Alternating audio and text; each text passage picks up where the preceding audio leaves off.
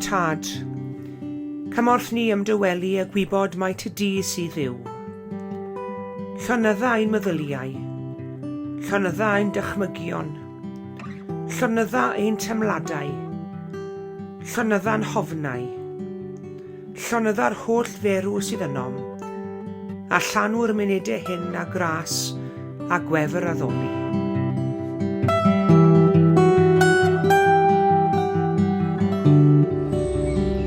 Bore da iawn i chi gyd a chroeso cynnes i'r oedfa. Diolch yn fawr iawn i chi gyd am ymuno ni eto y sil hwn. Gobeithio gewch chi fendith o gyd addoli â ni. Croeso cynnes iawn.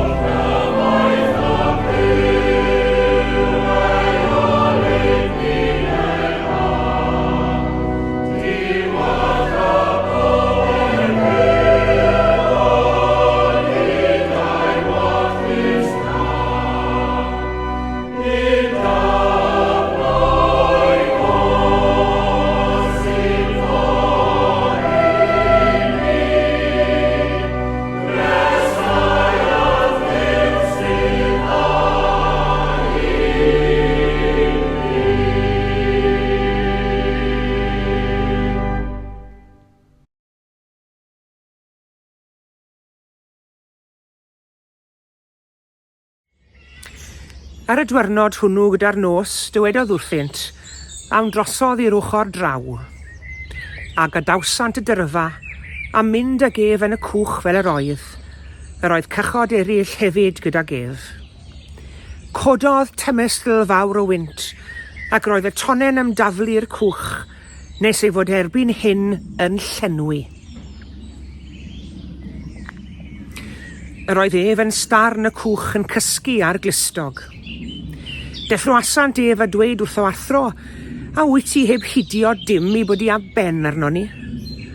Ac fe ddeffrodd, a chyrryddodd y gwynt, a dywedodd wrth y môr, bydd ddistaw, bydd dawel. Gostegodd y gwynt, a byd tawelwch mawr, a dywedodd wrthynt, pam am ei arnoch ofn? Sut yr ydych fod heb ffydd? Daeth ofn dirfawr arnynt, ac meddent wrth ei gilydd. Pwy yntai yw hwn? Y mae hyd yn oed y gwynt a'r môr yn ei fyddhau iddo.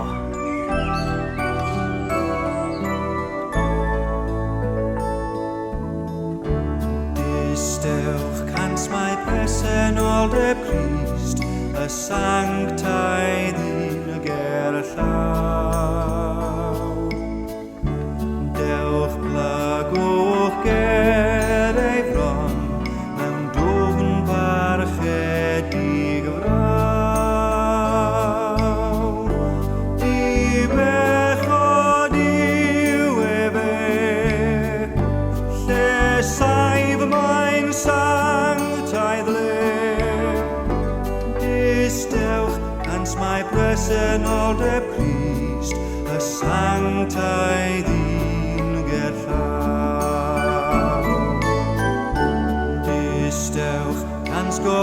gogoniant Christ ei hun, ond cylch lewer y changri. Belis gasang taiddan, mawr ei ysblander fri. Brawach is yw ein erth, breswylydd mawr y berth. Distewch hans gogoniant Christ ei hun, ond cylch lewer changri. Distewch hans mae'n erth yr arglwyddior, yn symud yn ein plith. Dawyn hiachau yn nawr, gweinyddau ras fel gwlith. Beglyw ein hegwan lef, trwy ffydd erbyn i'w chef. Distewch hans mae'n erth yr arglwyddior, yn symud yn ein plith.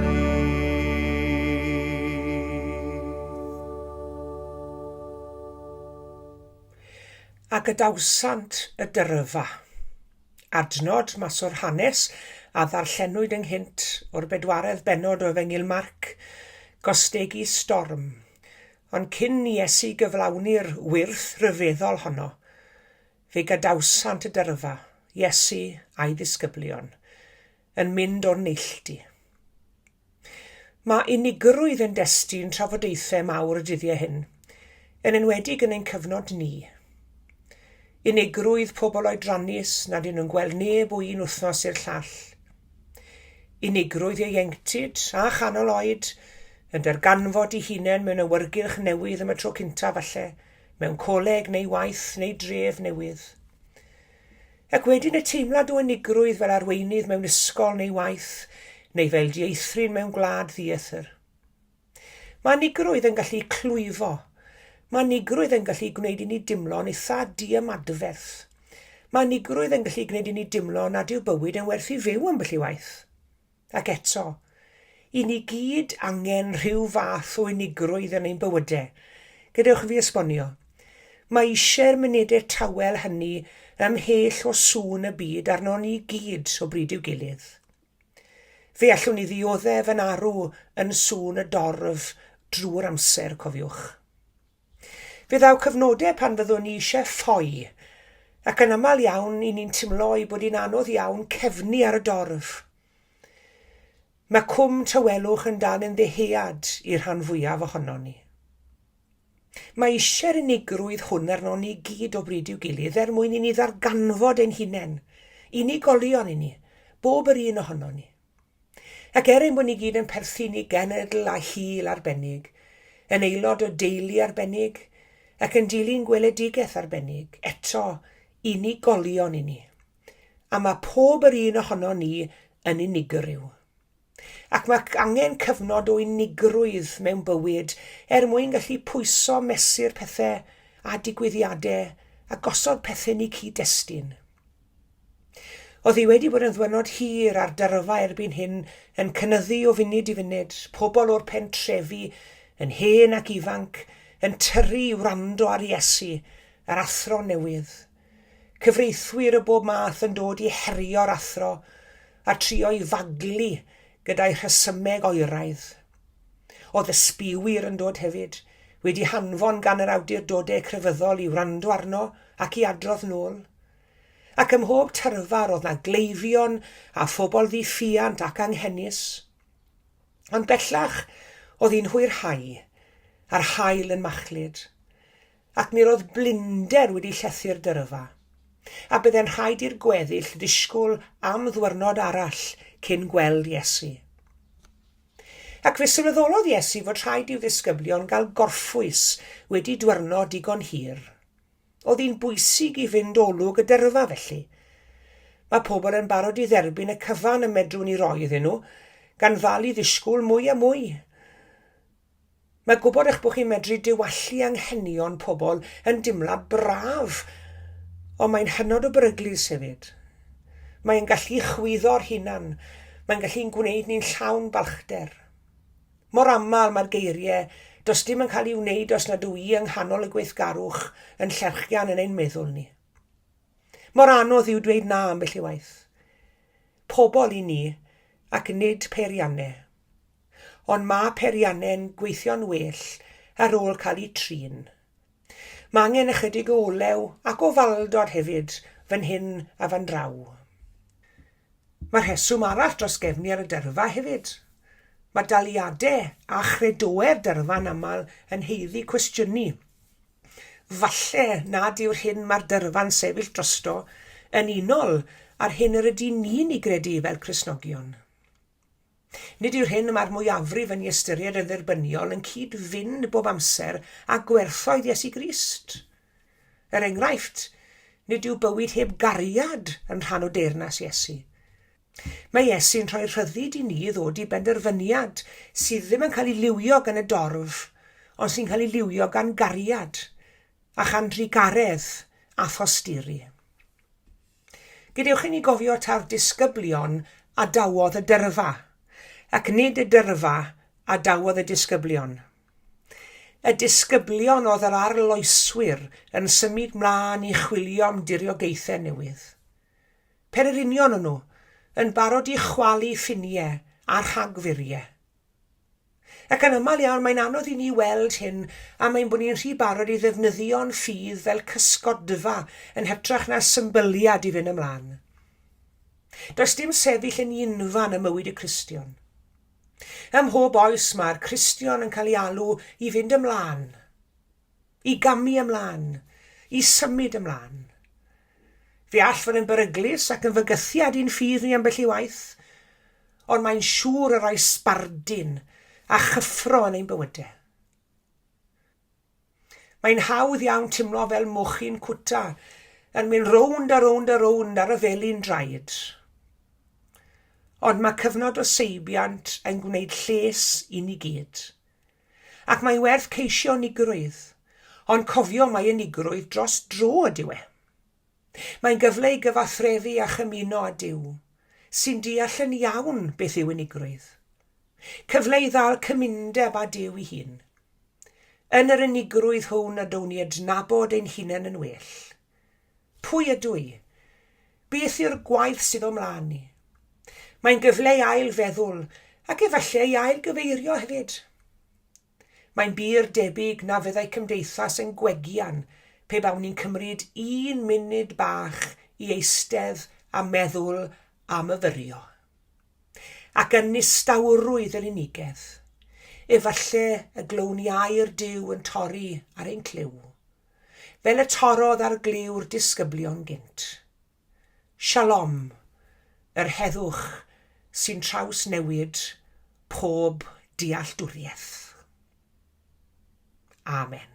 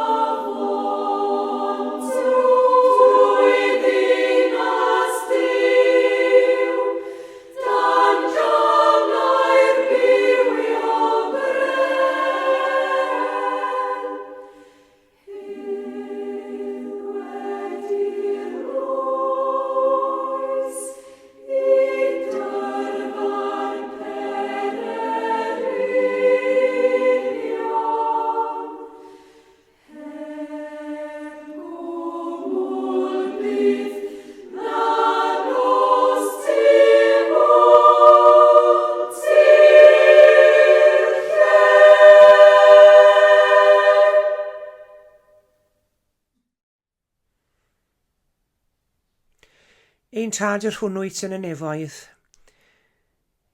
Gyda chalonau diolchgar y plyngwn ni gyda frond i mewn gweddi heddi Arglwydd. Ni am ddiolch i ti am y bore newydd hwn, am yr oedfa newydd hon, am gyfle newydd i daddoli di. Diolch am gyfle i ddod yn rhydd wafel pethau'r byd, yn rhydd o fwrlwm a phrysurdeb bywyd, a dod ger dy fron i ddaddoli. Diolch am gyfle i ymdywelu ger dy fron di. Ac yn wir mae angen cyfnodi o dywelwch arno ni Arglwydd bob un. Mae'n bywyd ni mor fisi, ac mae'n gymaint o sŵn o'n hamgylch ni mhob man. Yn wir Arglwydd, pryn yw'r cyfleon y gawn ni ymdywelu'n llwyr. Ond fi wyddwn ni Arglwydd bod angen cyfnodi o dywelwch ac o unigrwydd arno ni mewn gwirionedd. Mwyn myfyrio, mwyn meddwl ac ystyried, ac mwyn gweddio. Diolch i ti o ddew ein tad fod Iesu Grist gymaint o esiampl i ni. I fod wedi yn cilio i'r mynydd ac wedi yn cilio i nifer o lefydd, mwyn gweddio, mwyn ymdywelu. Ac yn wir yn yr unigrwydd hwnnw, y cafodd Iesu Grist y profiadau mwyaf bendithiol, profiadau mwyaf heriol hefyd. Yn yr unigrwydd hwnnw, gyda thi yn unig o dad yn gwmni. Ac felly Arglwydd, ni'n diolch i ti fod unigrwydd yn medru bod yn beth cadarnhaol ar adegau. Ond ni'n gwybod yn iawn hefyd Arglwydd fod yna ochr negyddol i unigrwydd. Ni'n diolch i ti o ddew ein tad fod ti'n ddew sydd yn holl bresennol. Gyda ni ym mhob man. A hyd yn oed pan ni yn tymlo bryd i'w gilydd bod unigrwydd yn ein llethu ni. Ni'n diolch i ti Arglwydd fod ti wastad yn ein hymyl ni. Yn cyd gerdded y ffordd â ni. Y tu ôl i ni yn ein hannog ni mlaen, ac ar y blaen i ni yn ein harwen ni. A mae gwybod hynny cymaint o gysur i ni Arglwydd. O dad nefal wrth i ni feddwl am ein byd ni y dydd hwn. Mae'n siŵr gen i fod na leisiau unig iawn yn ein byd ni heddi. Lleisiau unig yn ceisio denu'n sylw ni. O ganol yr ardaloedd hynny lle mae yna ormes a thrais a ryfel. Lleisiau unig yn galw am heddwch a chyfiawnder.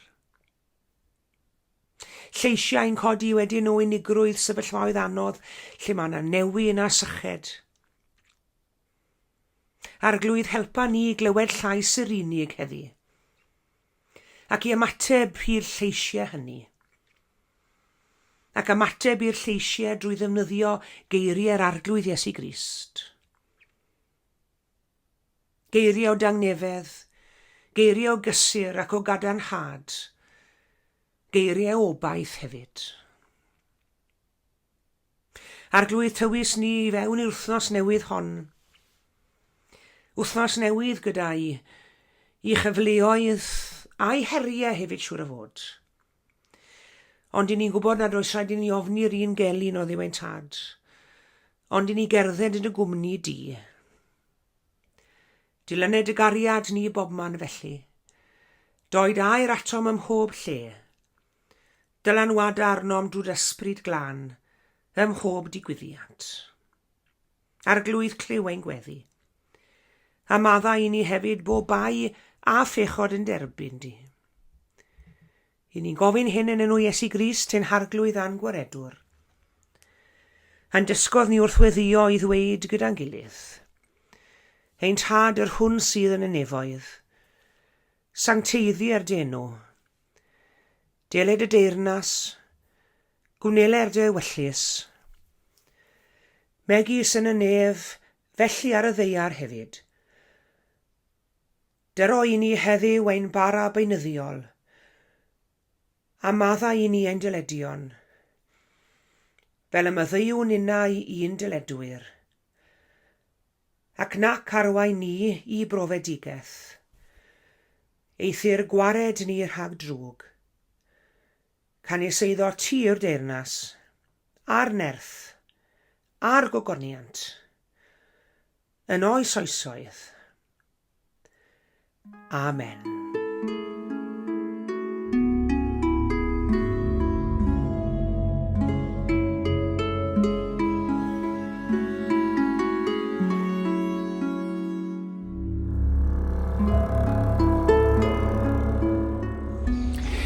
Diolch yn fawr iawn i chi gyd am eich cwmni yn yr oedfa heddi. A gai ddiolch yn fawr iawn am bob neges sy'n ni wedi derbyn o gonsern am llew ein ci bach yn dilyn yr oedfa di Sul diwetha. Gai sicrhau chi i fod yn mewn iechyd da ac yn addasu'n ardderchog i'w sefyllfa newydd. Tan y Sul nesaf, cadwch yn ddiogel ac yn iach. A gras ein harglwydd Iesu Grist a chariad Duw a chymdeithas yr ysbryd glân a fyddo gyda ni oll. Amen.